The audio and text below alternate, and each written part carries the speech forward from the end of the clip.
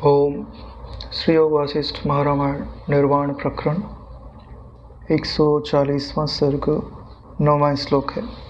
व्याध ने पूछा है महामुनि से कि यह जो भी ज्ञान आप हमको बता रहे हैं यदि वह असत है, केवल स्वप्न दृष्ट भ्रांति ही है, तो हे कल्याणों के वेत्ता महामुनि, इसके वर्णन से क्या लाभ है। यानी ये जो वार्तालाप चल रहा है व्याध और महामुनि के बीच में, जिसमें महामुनि अपने ही जीवन की वो बातें बतला रहे हैं कि किस प्रकार वे किसी मनुष्य के शरीर के अंदर प्रवेश करके उसके चित्त से एक हो करके उस चित्त ने जिस जल प्रलय के स्वप्न को देखा है उसी प्रलय को इन्होंने भी देखा है। तो उसी प्रलय का ये वर्णन उस व्याध के सामने करते हैं। तो व्याध उनसे पूछता है कि यह जो आप वर्णन कर रहे हैं वह तो स्वप्न है, भ्रांति मात्र है, सत्य तो है नहीं। तो ये आप मुझे सुना क्यों रहे हैं? इसको सुनाने से मुझे लाभ क्या होगा?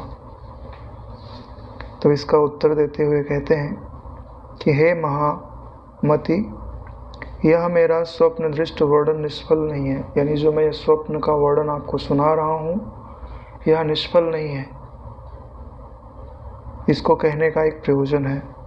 वह प्रयोजन यह है कि इसमें तुमको बोधित करना मेरा महान प्रयोजन है, कि इसके द्वारा मैं तुम्हें जगाना चाहता हूँ। यानी जैसे वह मैंने स्वप्न देखा और उसे तुमको सुनाने पर तुम्हें लग रहा है कि वह भ्रांति मात्र है, तो उसमें और जो तुम अभी अनुभव कर रहे हो यह जगत, दोनों में कोई अंतर नहीं है, दोनों ही भ्रांति मात्र है। मैं तो उस स्वप्न से जग गया, लेकिन तुम्हारा भी इस स्वप्न से जगना बाकी है, जिससे कि वर्णित स्वप्न प्रपंच की तुलना से तुम परिदृश्यमान प्रपंच को भी केवल भ्रांति मात्र ही समझो। यही यह कथा सुनाने का उद्देश्य है कि ये जो परिदृश्यमान जगत है इसको भी तुम स्वप्नवत ही समझो, भ्रांति मात्र ही समझो। भ्रांति मात्र समझना ही जरूरी नहीं है, भ्रांति से जगना भी जरूरी है। जैसे ये स्वप्न है ऐसा समझ में आ जाए तो ये सपना देखते रहना है। भाई अभी तदात्म छूटा है और लग रहा है कि सपना है, फिर से देखने लग जाऊं, फिर कोई वस्तु अच्छी लग जाए और फिर सो जाए ज्ञान, हो सकता है। तो इसके लिए चालाकी यही है कि जब लगे कि सपना है तो सपने से उठ जाओ, देखो ही मत उसको, तो फिर भ्रांति होने का कोई सवाल नहीं होता। दृश्य मात्र में भ्रमत्व सिद्ध हो जाने पर दृक् स्वरूप इस कथांश को तुम मुझसे सुनो। यानी यह जो कथा मैं तुमको सुना रहा हूँ इसको सुनने का फल यह है कि यह जो दृश्य मात्र है, यानी जो कुछ दिखाई दे रहा है आँखों के द्वारा, कानों के द्वारा, पांचों इंद्रियों के द्वारा, मन के द्वारा, यह भ्रम का कारण है। भ्रम यानी भ्रमण का कारण है, और भ्रमण में सदैव दुख प्राप्त होता है। शांति से अपने घर में बैठे हो, फिर कहीं घूमने जाना है तो सड़क की धूल छाननी पड़ेगी, सर्दी गर्मी सहनी पड़ेगी। इसलिए यह जो भ्रमण में भ्रम शब्द जुड़ा हुआ है तो ध्यान से देखना चाहिए। भ्रम क्यों होता है? क्योंकि हम अपने स्वरूप से च्युत हो गए, और भ्रम के लिए भ्रमण होना अनिवार्य है। भ्रम कब दिखाई देता है?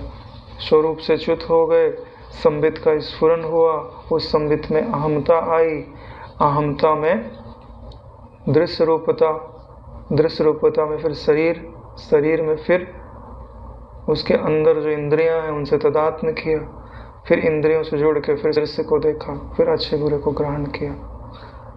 तो इतना भ्रमण किया ना भ्रम के लिए। इसके बाद कहते हैं, इसके बाद पागल जैसे उस एकमात्र सागर के वेग में उक्त प्राणी की ओज में बैठे हुए भ्रम परंपराओं से परिपूर्ण मैंने स्वप्न में भ्रांति देखी। यानी जो वो उनके चित्त के अंदर प्रवेश करके और महामुनि जो उस व्यक्ति के अंदर प्रवेश नहीं कर गए थे, तो वहाँ वो जिस प्रलय को देख रहे थे उसी जल प्रलय की बात आगे प्रारंभ करते हैं।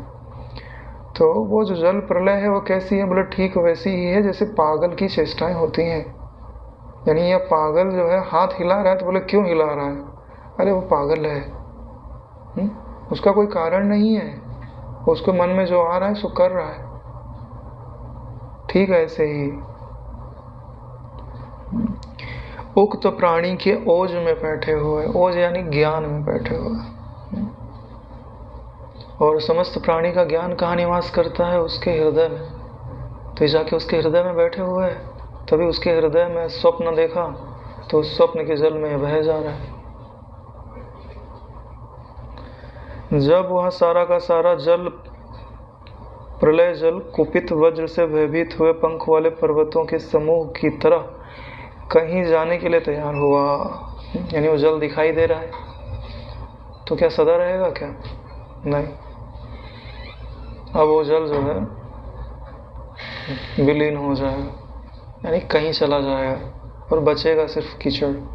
तो उसी का वर्णन यहाँ पे कर रहे हैं। जब ये प्रलय जल राशि में उतरा रहे थे, यानी पानी के ऊपर लहरें उनको फेंक रही थी, भाग्यवश पर्वत शिखर के छोर की तरह एक तट मिल गया। यानी कोई पर्वत जो होगा बड़ा ऊंचा रहा होगा, उसका एक शिखर दिखाई दे रहा होगा पानी के बाहर, तो उस शिखर को उन्होंने पकड़ लिया, उसके ऊपर चढ़ के बैठ गए, यानी इनको धरती प्राप्त हो गई। उसके सहारे में ठहर गया।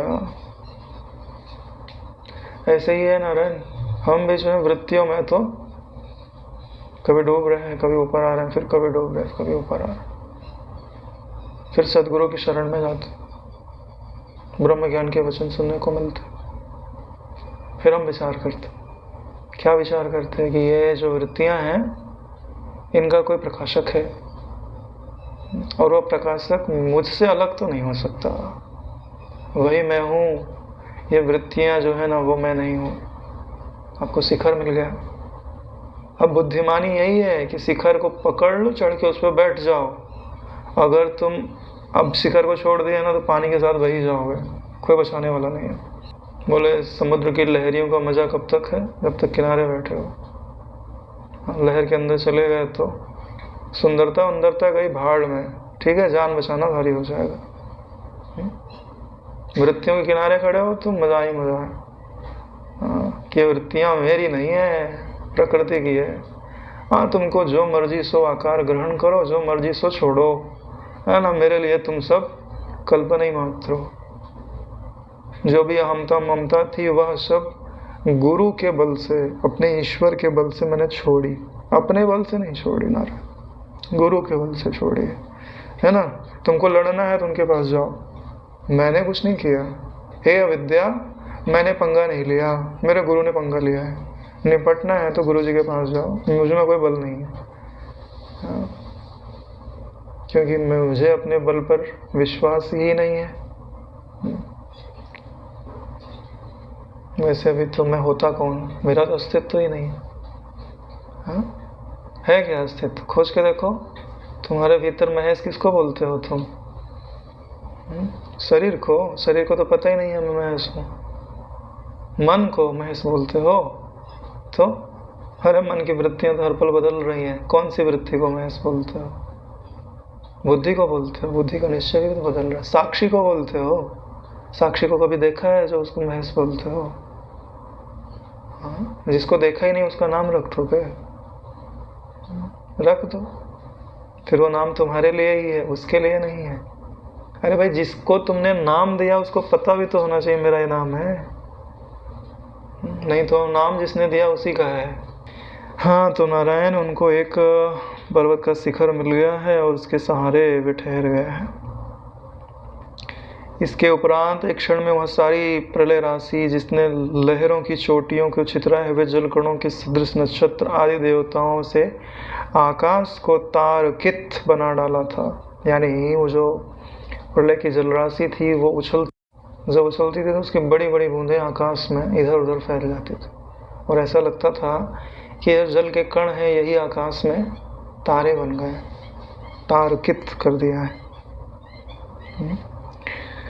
और वहाँ पे कुछ बड़े बड़े भंवर थे, यानी जो पानी को नीचे लिए जा रहे थे। ऐसा लग रहा था कि ये पाताल में लेकर के जा रहे हैं। और उस भंवर में पड़कर जो पुराने पर्वतों के अवशेष थे वो सब उसके अंदर समाते जा रहे हैं। और जो जल था वो इतना विशाल उसका प्रवाह था कि उसमें पहले जो मंदिर आदि थे, सुवर्ण के भवन आदि थे, वो सब उसी में बहे जा रहे थे। और जो कमल बहुत ज़्यादा खिले हुए थे वो भी इधर उधर उसमें बहे जा रहे थे, शैवाल भी बहे जा रहे थे। और उसमें इतनी ऊंची ऊंची लहरें उठ रही थी कि ऐसा लग रहा था कि ये लहरें जो है वो कल्प वृक्षों को बहाने में समर्थ हो रही हैं। और इतना सारा जल का वर्णन करते हुए कहते हैं कि पता नहीं अचानक क्या हुआ कि यह पूरा का पूरा जो जल था वो धरती में कहीं समा गया। ऐसा लग रहा है कि भंवर के द्वारा वो पाताल निकल गया है। अब कहीं पे पानी खूब भरा हो, पानी चला जाए तो बचेगा क्या? कीचड़। अब उसी कीचड़ का वर्णन करेंगे। इसके पश्चात एकमात्र सागर का सांचा केवल सूखा गड्ढा रह गया और उसमें कहीं सह्याचल पर्वत गला हुआ पड़ा है, कहीं मंदराचल पर्वत पड़ा है और कहीं मंदरादि कीचड़ से सने हुए पड़े हैं। कहीं चंद्रमा, यम, इंद्र, तक्षक गले तक कीचड़ में डूबे हुए खड़े हैं। और कहीं पर कल्प वृक्षों के समूह के नीचे की जो शाखाएं हैं वो कीचड़ में डूबी हुई हैं। लोकपालों के सिर और हाथ कमलों की तरह बिखरे हुए थे। कहीं पर कमलों की तरह विश्राम ले रहे खून के तालाबों से वह लाल था। कहीं पर आकंठ कीचड़ में डूबी हुई विद्याधरियां करा रहे थे। ऐसे तो बहुत सारी विद्याएं आती हैं विद्याधरियों को, लेकिन प्रलय काल आई तो किसी की विद्या काम ही नहीं किया। क्यों? अचानक आया ना, सोचने का मौका ही नहीं मिला कि अपना बचाव हम कैसे करें। काल को वो सारी गतियां आती हैं कि कैसे किसको कब पराजित करना है। बड़े बड़े जो योद्धा होते हैं ना, काल के काल में समा जाते हैं। रावण, हिरण्यकशिपु आदि में कम पराक्रम था, बलि राजा में रावण ने तो है ना यमदेव को भी पराजित कर दिया था। उनका मृत्यु बाण उठाया और ले जाके अपने पास रख लिया। जिससे मारा जाता है वो मृत्यु बाण अपने पास ले जाके रख लिया था। बोले जब मृत्यु बाण तुम्हारे पास रहेगा नहीं, मारोगे कैसे मुझको? इतनी सामर्थ्य थी उसके अंदर। फिर भी काल ने लपेटा कि नहीं लपेटा। हाँ, ऐसे फिर उनकी ये हाल हो गई तो विद्याधरियों की तो कीचड़ में डुबो दे तो क्या आश्चर्य। कभी विद्या का अभिमान कितना था, है ना? एक चुटकी में इधर, अगले चुटकी में स्वर्ग में। इतनी सामर्थ्य होती है उनमें। जो चाहे सो रूप रख ले और जो चाहे सो भाषा में बोले। ये सब विद्याधरों में सामर्थ्य होती है। आयुष्य बड़ी लंबी होती है इनकी। कहीं पर विशाल का यमवाहन रूप भीषण भैंसों से घिरा हुआ था। कहीं पर महाकाय गरुण रूप सुमेरु पर्वत अवसाद को प्राप्त होकर पड़ा था। कहीं पर उसमें भूमि पर पड़े हुए यम के दंड से अकिंचित कर महासेतु बना हुआ था। कहीं पर मरे हुए ब्रह्मा के वाहन भूत हंस से पंखमय भूमि मंदहास युक्त सी लगती थी। और कहीं देवराज इंद्र के ऐरावत का आधा शरीर कीचड़ में फंसा हुआ था। ये सारी चीजें कहाँ दिखाई दे रही हैं? वो व्यक्ति जो खाना खा के सो गया है, उसके शरीर के अंदर प्रवेश कर गए और उसके शरीर के अंदर ये सब कुछ दिखाई दे रहा है ना। सोचो, ऐसा संभव है? हाँ? अरे शरीर कितना बड़ा होता है और ब्रह्मांड कितना बड़ा होता है। अच्छा, शरीर तो भैया 3.5 हाथ का शरीर, उसके अंदर इतना बड़ा ब्रह्मांड होना संभव कैसे है? मतलब कल्पना ही तो हुआ। यही बात समझाने के लिए सारी बातें समझाई जा रही हैं कि जिस देश और काल को आप इतना ठोस समझते हो ना, वो उसमें ठोसता कुछ वस्तु नहीं है। 1 फीट की जगह में पूरी सृष्टि दिखाई देती है और पूरी सृष्टि 1 फीट की जगह में दिखाई दे सकती है। दोनों चीज़ें संभव हैं। जैसे क्या नाम था उसका, जो भस्मासुर नहीं था, जिसको वरदान दे दिए शंकर जी को जलाने के लिए। हाँ, शंकर जी ने दे दिया, वो किसके हाथ पे रखेगा? बोले ठीक है, हम तुम्हारे हाथ पे रख के चेक करेंगे। हाँ, तो अब क्या करें? शंकर जी ने स्वयं ने वरदान दिया, बोले अब मार दूंगा तो अच्छी बात नहीं है। तो विष्णु भगवान को लगा कि यार, हाँ, तो बोले भगवान जब तक कुछ सोचे कि करना क्या है, बोले तब तक वो दौड़े शिव जी की तरफ। शिव जी वहीं बैठे हैं, लेकिन हाँ, रहा होगा 2-4 फुट की जगह, लेकिन वो दौड़ रहा है और पहुंच नहीं पा रहा है। उतनी ही धरती है, लेकिन बहुत दौड़ा, वो बहुत परिश्रम किया, लेकिन वो जो 8-10 फीट का रास्ता है ना, वो उससे खत्म नहीं हो रहा। क्यों खत्म नहीं हो रहा है? क्योंकि उसकी दृष्टि में ये 10 फुट है। हाँ, और जिसने सृष्टि बनाई है ना, उसने बोला ये 10 फुट कभी खत्म नहीं होंगे, जीवन भर दौड़ते रहो, नहीं पहुंच सकते। तो यही चीजें हैं नारायण कि ये माया है। इस माया को माया समझो और मायापति से प्रेम करो, माया से प्रेम मत करो। माया से प्रेम करना है तो उसमें से या हटा दो, सिर्फ माँ से प्रेम करो। माँ आनंद की सूचक है और या जो नहीं है उसकी सूचक है। हाँ, माया मतलब आनंद कहाँ दिखाई दे रहा है? जो नहीं है उसमें दिखाई दे रहा है, तो कभी मिलेगा, इसके लिए माया बोलते हैं। माया से अगर तुम या निकाल दो तो क्या बचेगा? सिर्फ आनंद में सत्ता। तो जो कुछ दिख रहा है वो मेरी माँ का विलास मात्र है, आनंद ही आनंद है, क्योंकि मुझे अब नाम रूप से कोई प्रयोजन ही नहीं रहा। हर पल तुमको ऐसा अनुभव होता होगा कि मैं ब्रह्म विद्या की जगत जननी की गोद में स्थित हूँ। आनंद ही आनंद है, प्रेम ही प्रेम है। किया क्या मैंने? सिर्फ माँ या से या को अलग कर दिया, इतना ही याद है। जो चीज बंधन का कारण थी वो मुक्ति का कारण हो जाती है। जो आंख में आंसू लाने का कारण थी वो चेहरे पे प्रसन्नता का कारण हो जाती है। इतना आसान भी नहीं है अलग करना, और इतना कठिन भी नहीं है। सिर्फ अपनी इच्छाओं का बलिदान देना पड़ता है। थोड़ी देर के लिए वैराग्य धारण कर, थोड़ी देर के लिए चाहिए वैराग्य, पूरी जिंदगी वैराग्य करने की जरूरत नहीं होती। फिर वैराग्य आपका स्वभाव हो जाता है। क्यों? बच्चा जो है वो मिट्टी का काम कब तक चूसता है जब तक उसको वास्तविक काम नहीं मिला। वास्तविक काम मिल गया तो उसे मिट्टी काम छूने की तरफ इच्छा भी नहीं होती। यही बातें बताई जा रही हैं कि वो जल प्रलय का जो जल था वो कहीं विलीन हो गया है। अब उनको पूरी जो सृष्टि है उसमें कीचड़ ही कीचड़ दिखाई दे रहा है। इसके बाद जो तटवर्ती पर्वत के शिखर पर जहाँ पर बैठे थे, तो बैठे बैठे थक गए, क्या किया जाए, तो थक गए तो वहाँ से नीचे उतरे और किसी मुनि का आश्रम था, वहाँ गए और विश्राम किया। बड़ी अच्छी नींद आई। आदमी थक जाता है तो नींद तो अच्छी आती ही। उसके अनंतर वासना से युक्त हुए मैंने अपने ओज में स्थित होकर भी सुसुप्ति के बाद प्राप्त हुई निद्रा के अंदर उस कल्पांत को जैसा उक्त प्राणी के ओज में स्थित होकर देखा था वैसा ही देखा।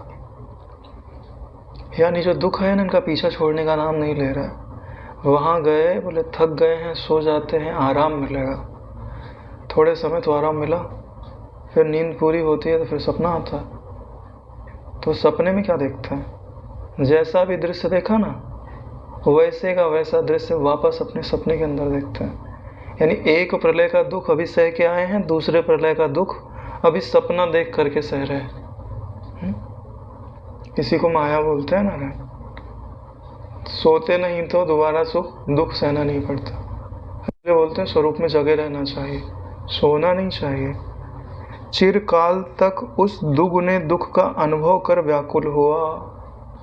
एक दुख पहले सहा, फिर सपने में सहा था। नारायण दोनों ही सपना है, दोनों प्रलय सच्ची नहीं है। एक बार उस व्यक्ति ने सपने में प्रलय देखी तो उसके कारण दुख हुआ। एक बार उस सपने को देखने के कारण उसकी स्मृति रह गई होगी, संस्कार रह गया होगा, और सोए तो इन पर लगा कि फिर से मैं प्रलय के अंदर फंस गया हूँ। तो 2 गुना दुख उनको सहना पड़ा है। जब मैं जगा तो मैंने उस प्राणी के हृदय में स्थित उसी पर्वत शिखर को देखा। जब जगते हैं तो सामने पर्वत दिखाई देता है, वो पर्वत कहाँ है? उस प्राणी के हृदय में है नारायण। ये जो पूरा जगत अपने को दिखाई देता है ना, ये अपने हृदय के अंदर है। इसका प्रमाण दे रहा है ये जो उपाख्यान है। जो हमको बाहर बाहर लगता है ना, बाहर बाहर नहीं, हमारे हृदय के अंदर ही है। हृदय के अंदर नहीं होता तो बेचारे को दिखाई कैसे देता। इसके बाद दूसरे दिन वहाँ पर भगवान भास्कर के उदय से मनोहर भुवन को लोक, आकाश, पृथ्वी, पर्वतों के साथ देखा। यानी अगले दिन भगवान सूर्य उदय हुए। अब वहाँ का जो सामान्य घटनाक्रम है वो चालू हो जाएगा।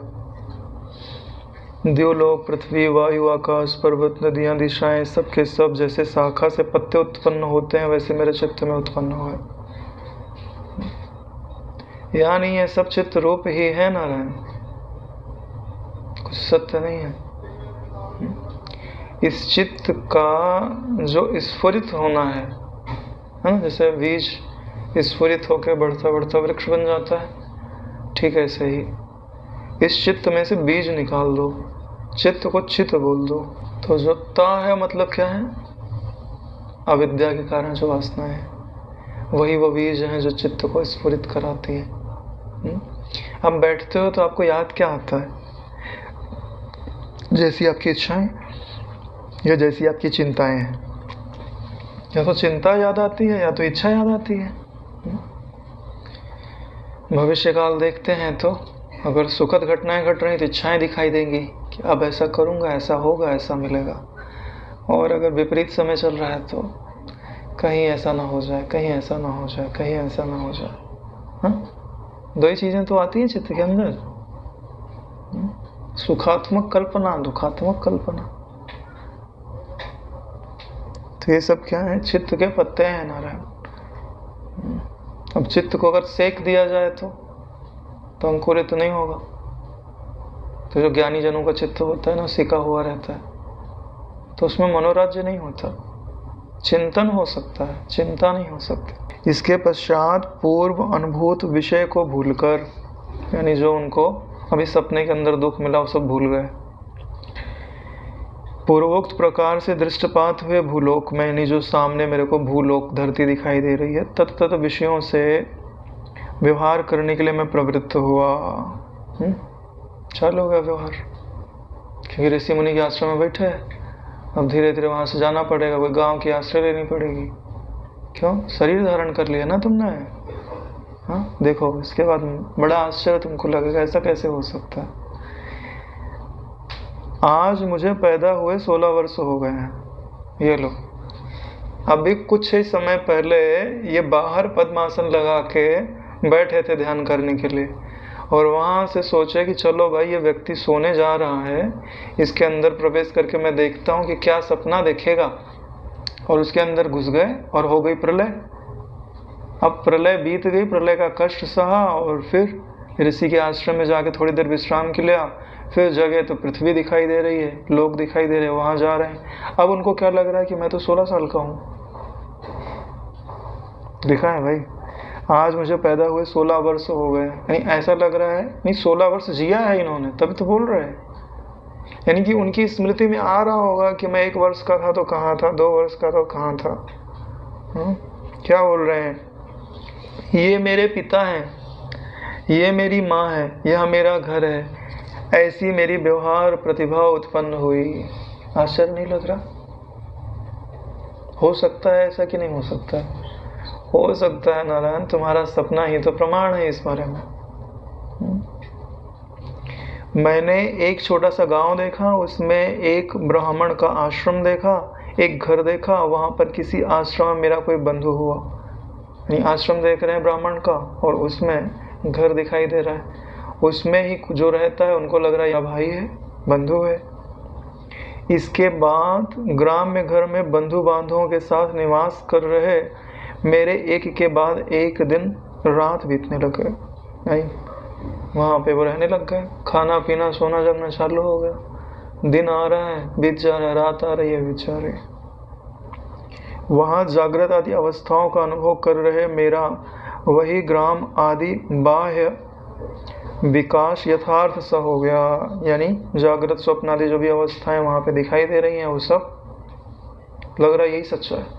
उसके बाद समय बीतने पर धीरे धीरे मेरे पूर्व जन्म की बोध बुद्धि विस्मृत हो गई। बड़ी बात यही है क्या कि मैं कौन हूँ और यहाँ किस लिए आया था, मेरा क्या शरीर था, ये सब वो भूल गए। आतिवाहिक शरीर से आए थे ना, तो वशिष्ठ जी के समय में भी यही घटना घटी थी। जब वो विद्याधरी के साथ देखने के लिए गए तो अपनी आतिवाहिकता भूल गए तो स्थूल देह हो गई। और ऐसे नारायण ये भी घूमने के लिए गए तो आतिवाहिक देह पता होता तो निकल जाते वहाँ से, प्रलय हो रही थी तो धीरे धीरे भूल गए और लगने लगा यही सच्चा है। यही हाल होता है जब तुम सूक्ष्म शरीर निकाल के जाते हो। कहीं लोकांतर में चले गए, अच्छा लगने लग गया, बात करने लग गए,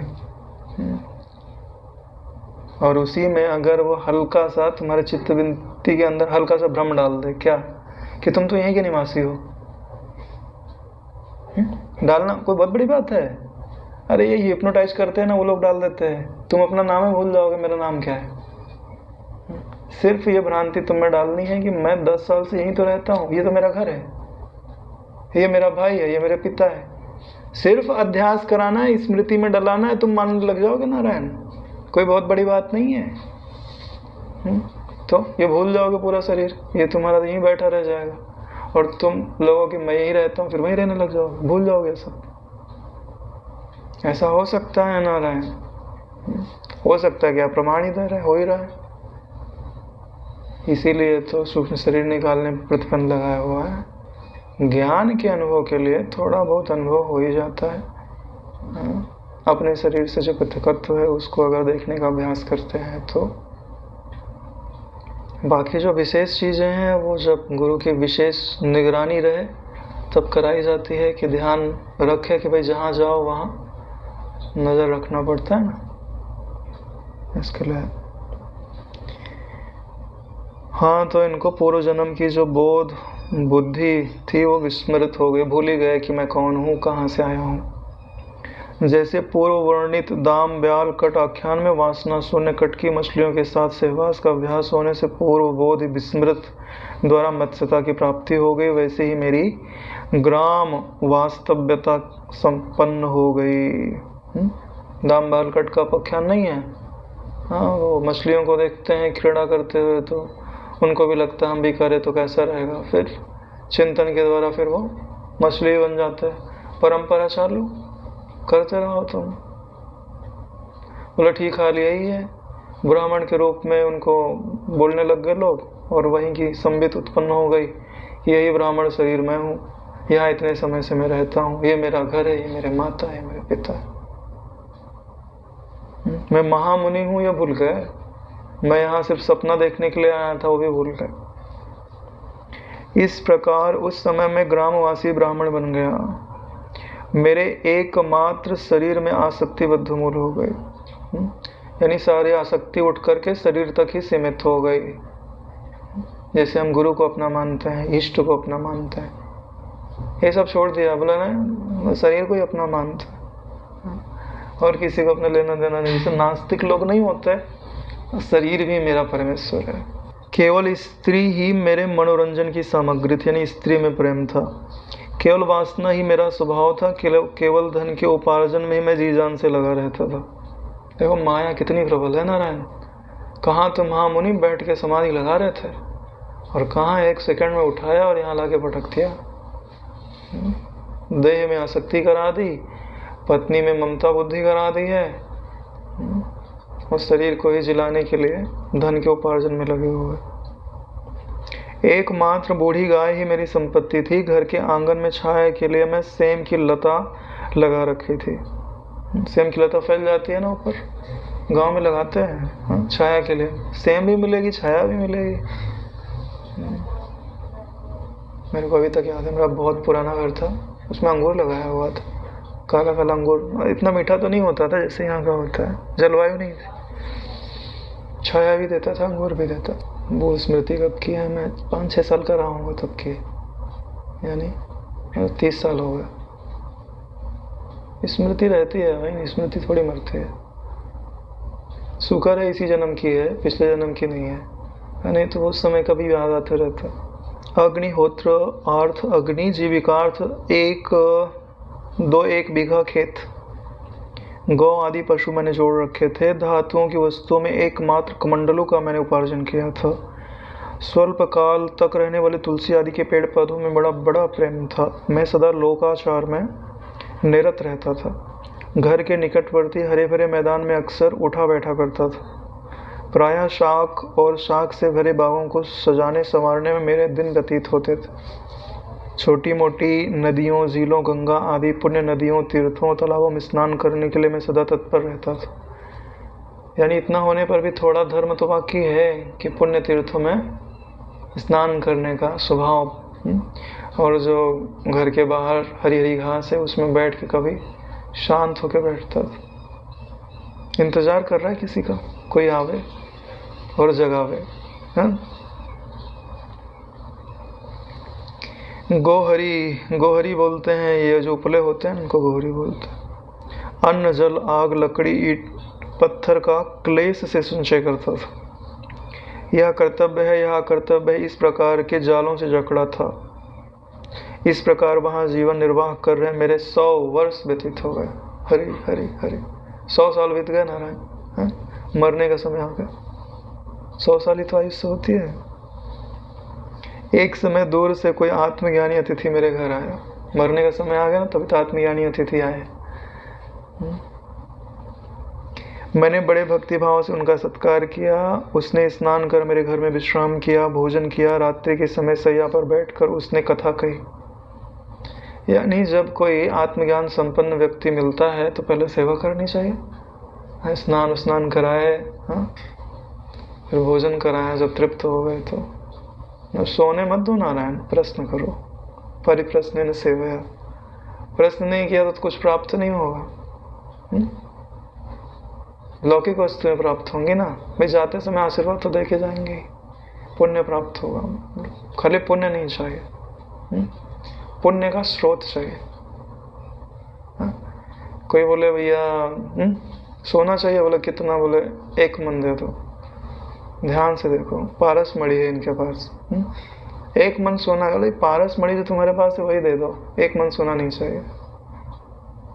बुद्धिमानी तो यही कहती है ना, क्या पता खत्म हो जाए 1 मन सोना, तो खत्म तो हो ही जाएगा। पारस मणि रहेगी तो कितना ही बनाओ। इसके लिए पुण्य क्या मांगना, पुण्य का स्रोत मांगना चाहिए कि पुण्य उत्पन्न कहाँ से होता है। हाँ, तो जब वो शैया पर बैठ गया और उन्होंने कथा कही।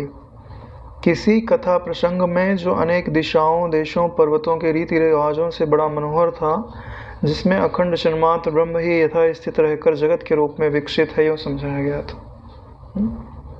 ऐसी कथा कही।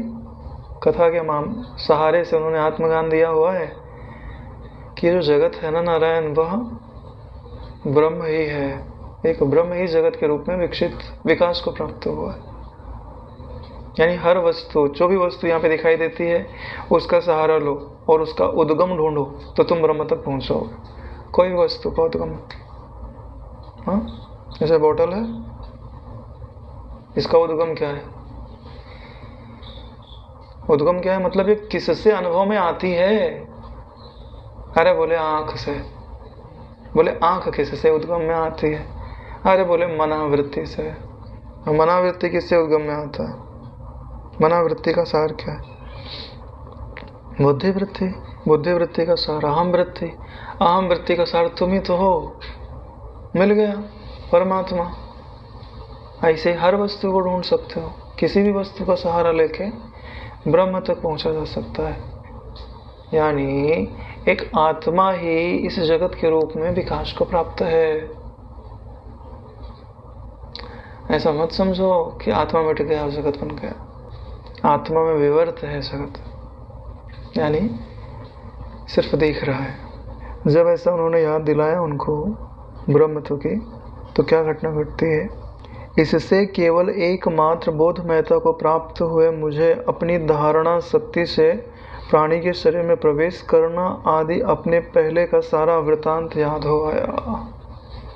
इतना ज्ञान सुनते ही, थोड़ा आत्मविचार करते ही, समाहित चित्त होते ही, जब समाहित चित्त हो गए, शांत हो गए, तो अपना ज्ञान याद आ गया। क्यों? सकारात्मक चीजें सकारात्मक चीजों को खींचती हैं। जैसे कोई दुर्जन तुम्हारे बाजू में बैठ जाए ना, तो तुम्हारी जो दुष्ट इच्छाएं हैं उनको उभारेगा, और कोई ब्रह्म का विचार करने वाला तुम्हारे पास बैठ जाए तो तुम्हारे चित्त से जो ब्रह्मकार वृत्ति है ना, उसको खींच के ऊपर उभारेगा। तो जिनका ज्ञान सोया हुआ था, उनके संग के कारण, उनके वचनों के कारण ज्ञान उभरा और उनको याद आया, अरे मैं तो धारणा शक्ति संपन्न मुनि था, मैं तो सिर्फ यहाँ स्वप्न देखने के लिए आया हुआ था। सारा वृतांत जो है उस प्राणी के शरीर में मैंने कैसे प्रवेश किया था और मैं कौन हूँ, ये सब उनको स्मृति में आ गया है। अपने पूर्व वृतांत की याद करने के पश्चात जिसके पेट में मैं बैठा था, उस प्राणी को सकल जगत की अपेक्षा वृद्ध होने के कारण विराट रूप समझकर मैं उसके उदर से बाहर निकलने का उद्योग किया। नहीं, अब लगने लग गया ना, मैं इसके पेट में बैठा हूँ, अब मुझे यहाँ से बाहर निकल जाना चाहिए। लेकिन मुझे लग रहा है कि ये साधारण व्यक्ति नहीं है, ये तो ब्रह्मा जी की जैसा दिख रहा है कि इनके पेट के अंदर इतना बड़ा कि और छोर मिल नहीं रहा है, विराट रूप में अनुभव में आ रहा है। प्राणी के उदर में भूमि, सागर, पर्वत, नदियों से पूर्ण विस्तीर्ण भुवन में जब मुझे बाहर निकलने के लिए द्वारभूत उसका मुंह का पता नहीं लगा। पता ही कहाँ लगेगा, सब जगह धरती आसमान दिखाई दे रहा है, मुंह तो दिखाई नहीं दे रहा जहाँ से निकल जाऊँ मैं बाहर। तब मैंने बंधु बांधवों से पूर्ण उस प्रदेश का परित्याग न करते हुए बाहर निकलने के लिए उसके प्राण वायु में प्रविष्ट हुआ। तो क्या धारणा की है कि ये जो शरीर है ना मेरा, ये सत्य नहीं है, मैं वायु रूप हूँ, और ये जो वायु बह रहा है ना, मैं इस वायु से एक हूँ, और ये वायु जो है ना उस प्राणी की श्वास है। तो श्वास लेगा तो बाहर तो जाएगी सांस, तो इस श्वास के साथ मैं बाहर चला जाऊंगा, लेकिन उसके लिए वायु रूप होना जरूरी है नारायण। तो धारणा का अभ्यास था ना उनको, इसके लिए वो निकल पाए। जिनको धारणा का अभ्यास नहीं है ना, वो वहीं शरीर से बंधे रहेंगे। बड़ी बात धारणा की सिद्धि होती है। तो ये जब खिलवाड़ किए जाते हैं तो धारणा की सिद्धि होनी चाहिए, तब हो सकता है, नहीं तो जहाँ पटक देगी ना माया, ले जाके वहीं पड़े रहना पड़ेगा। अभी भी हम अपने शरीर में ही क्यों अटके हुए? धारणा शक्ति खो दी हमने अपनी, नहीं तो अरे भैया, कहीं ब्रह्मलोक, कहीं गोलोक, कहीं साकेत लोक, कहीं शिवलोक, हर जगह घूमते रहते तुम। यहाँ थोड़ी बैठे रहते शरीर बांध के। चित्त वृत्ति को फुरना ही तो है। जैसे चैनल नहीं चेंज करते, पहले खाली डीडी वन नहीं आता था, चाहे उस पर सारंगी बजावे चाहे जो करे, वही देखना पड़ता था। आप देखो तो रिमोट से 100 चैनल 150 चैनल आते हैं। यानी धारणा की सिद्धि हो गई। अब चेंज करो तुरंत और दूसरा चीज दिखाई देना चालू हो जाता। यहाँ पर स्थित विराट रूप इस प्राणी का बाह्य दृश्य और अन्य विराट में उत्पन्न आभ्यंतर सब मैं देखूं, इस बुद्धि से तदनुकूल उसके प्राणों में अहम भाव धारणा बांधकर मैं उस देश का त्याग किया।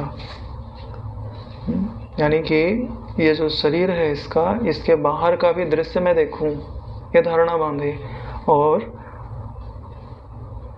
इस धारणा के अनुकूल जब उन्होंने प्रयास किया है कि मैं इस देश का त्याग करूं और इसके बाहर जो देश है उसका मैं अनुभव करूं, तो जब ऐसा संकल्प किया है तो उसके प्राण से उन्होंने एकता स्थापित कर ली है। जैसे फूलों से सुगंधी वायु के साथ बाहर निकलती है, वैसे ही मैं उसके प्राणों के साथ बाहर निकल गया। बढ़िया युक्ति थी, नहीं तो घूमते घूमते थक जाते, निकल नहीं पाते वहां से।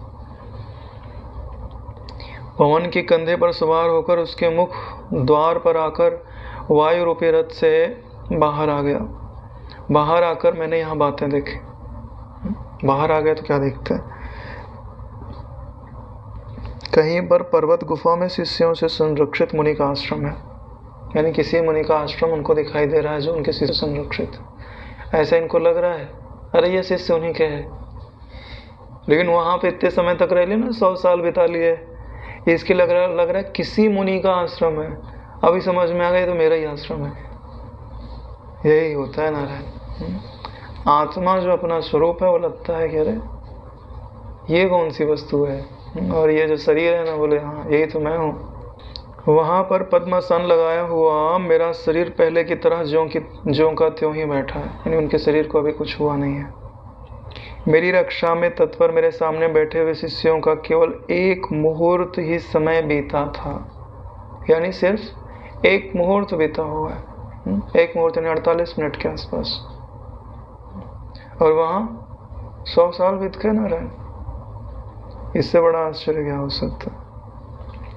जिस प्राणी के हृदय में प्रविष्ट हुआ था वह भी किसी उत्सव में प्राप्त हुए अन्न से तृप्त होकर पीठ केवल सुख से सोया था। जिसके शरीर में घुसे थे वो कहीं उत्सव में खूब खाना पानी मिला, पूरी सब्जी खीर खाया होगा और आके आराम से सोया हुआ है। यानी ऐसी कोई कल्पना ही नहीं कर सकता ये व्यक्ति सोया हुआ है और इसके अंदर इतनी बड़ी सृष्टि हो सकती है। ऐसा तो संभव ही नहीं लगता। अब इनको फिर से कंफ्यूजन हुआ, कहीं ऐसा ही था कि नहीं था। बोले मैं फिर से जाके देखता हूँ। वह आश्चर्य देखकर मैंने किसी से कुछ नहीं कहा, कौतुकवश यानी फिर से इच्छा हो गई देखने की। मैं पुनः उसी के दृश्य में प्रविष्ट हो गया, मैंने फिर से उसके प्राणों के साथ मिले। अब जाके देखता हूँ मेरा घर कैसा है जो छोड़ के आया, मेरी पत्नी कैसी है, मेरे बंधु बांधव कैसे है।